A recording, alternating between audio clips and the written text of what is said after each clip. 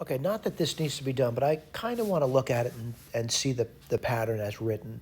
So I'm going to write it down as 1 squared plus 5m squared. This may have to be updated because you could use, for example, 1 squared, you could write down the, the number minus 1 squared.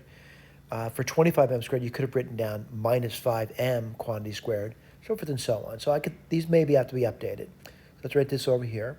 And this would be 6n squared. That certainly gives me these first three terms. Now, of course, when I look at these last guys over here, I now notice there's a minus sign in it. All right, so what I'm going to do is I'm going to say, it sort of looks like maybe this is minus 5m.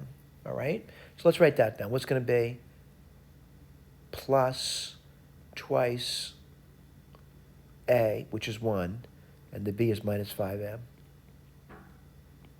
Right, I'm definitely getting that. And again, I'm just looking for patterns. And then what's the next one going to be? Well, I'm looking at it.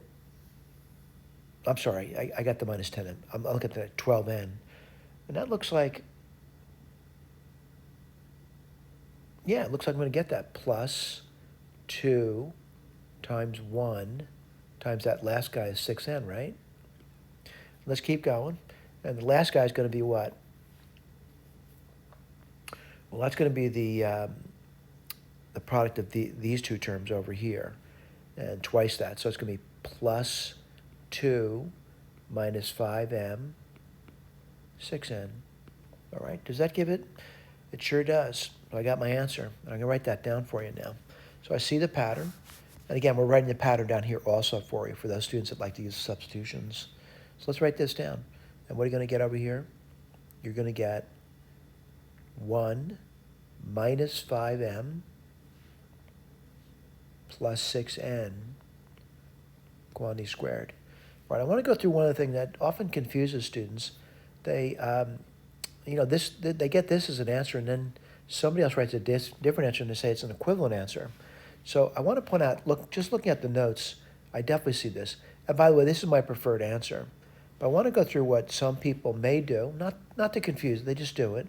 They factor out a minus 1. And again, this is still being squared from this, and you get minus 1 plus 5m minus 6n.